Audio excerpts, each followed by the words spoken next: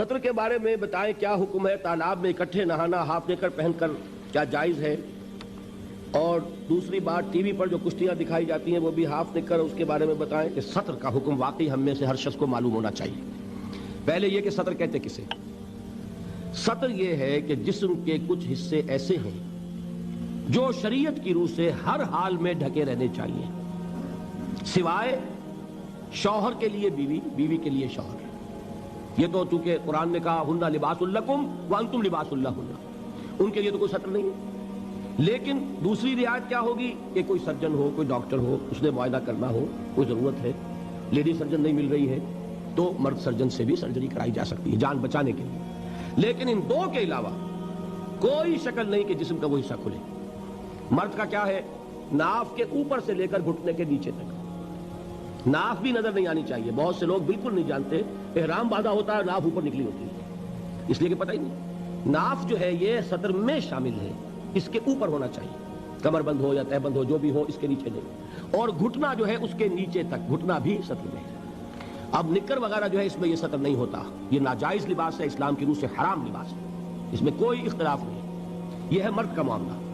عورت کا معاملہ کیا؟ پورا جسم سطر ہے سوائے چہرے کی ٹکیا، ہاتھ یہ پہنچوں سے باہر، اور پاؤں ٹخنے سے نیچے۔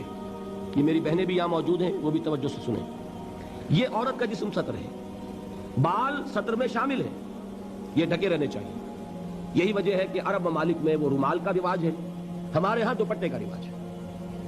باقی یہ ہے کہ شوہر کے سامنے کھل سکتا ہے، ڈاکٹر کے سامنے کھل سکتا ہے، اس کے علاوہ لیکن باقی کسی کے سامنے بھی، باپ کے سامنے، بھائی کے سامنے، بیٹے کے سامنے، کسی عورت کے سامنے جسم نہیں کھل سکتا سوائے تین حصوں کے، چہرے کی ٹکیا، پورا سر نہیں، ہاتھ کلائیوں تک اور پاؤں ٹخنوں تک۔ یہ ہے کن کے لیے؟ یہ بھی محرم جو ہیں۔